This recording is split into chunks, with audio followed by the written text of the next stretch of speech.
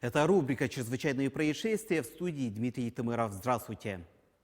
Прокуратура Тампонского района провела проверку соблюдения законодательства о пожарной безопасности в лесах. Установлено, что на территории района, на участке местности между рек Имаргой и Тампо, расположенном в 11 километрах от села Кескиль Тампонского района, зарегистрирован лесной пожар. Его площадь составила более 8000 га. Более подробно о происшествии расскажет пресс-секретарь прокуратуры региона Марианна Рожина. Причиной возникновения лесного пожара явилось несанкционированное выжигание сухой травы на сельскохозяйственных угодьях, в результате которого огонь перебросился на лесной массив. По предварительным данным, сумма ущерба, причиненная Лесному фонду Российской Федерации, превысила 330 тысяч рублей. Прокуратура направила материалы проверки в следственный орган для решения вопроса об уголовном преследовании. По результатам их рассмотрения следственными органами возбуждено уголовное дело по признакам преступления, предусмотренного частью 2 статьи 261 Уголовного кодекса Российской Федерации, уничтожение или повреждение лесных насаждений в результате неосторожного обращения с огнем, причинившее крупный ущерб. В настоящее время по уголовному делу проводятся следственные мероприятия, ход его расследования находится на контроле прокуратуры. Между тем, региональная прокуратура также рассмотрела вопрос оплаты труда фермерам в Амгинском районе, где более 50 человек не получали свою заработную плату в течение 2 месяцев. Установлено, что сельскохозяйственный потребительский кооператив «Болугур» имеет задолженность по оплате труда перед 51 работником за сентябрь-декабрь 2020 года в сумме свыше 7 миллионов рублей. При этом, как установила проверка прокуратуры, при наличии данной длительной задолженности, руководством кооператива имеющиеся на счетах денежные средства, потраченные на собственные нужды и на иные цели, не связанные с деятельностью предприятия. По результатам проверки прокуратура внесла в адрес руководителя кооператива представление, возбудила в отношении юридического лица административное дело по факту невыплаты в установленный срок заработной платы. Кроме того, по материалам проверки прокуратуры было возбуждено уголовное дело по признакам состава преступления, предусмотренного частью 1 статьи 145 прим. 1 Уголовного кодекса Российской Федерации. На территории Якутии началась выдача и оформление квоты для иностранных граждан, проживающих на территории региона.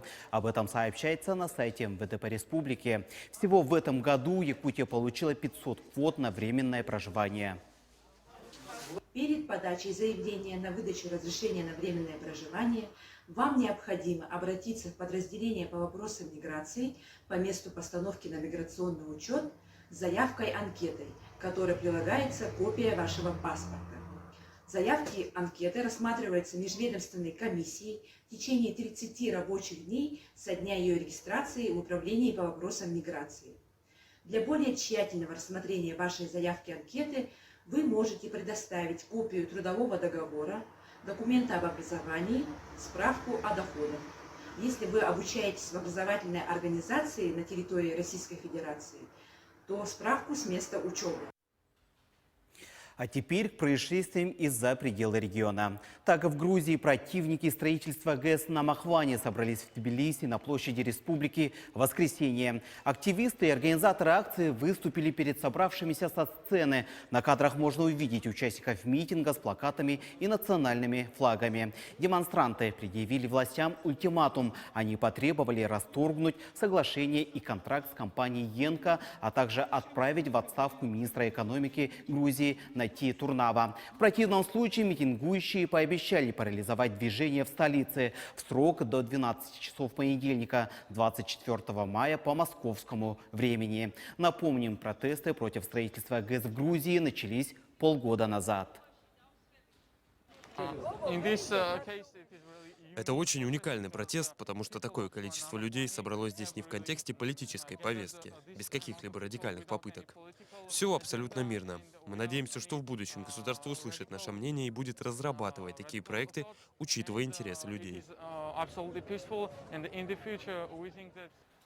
Около 3000 жителей города Гома спасаются от извержения вулкана Нейрогонга, находящегося на границе между Раундой и Демократической Республикой Конго. Об этом в ночь в эти выходные сообщили СМИ со ссылкой на местную радиостанцию. Отмечается, что извержение также можно увидеть из города Рубаву рядом с границей Конго.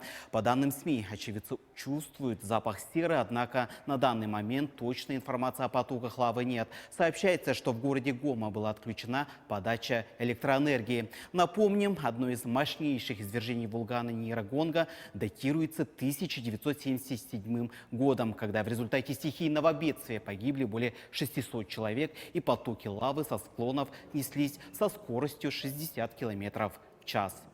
Это была рубрика «Чрезвычайные происшествия». Берегите себя и до новых встреч в эфире.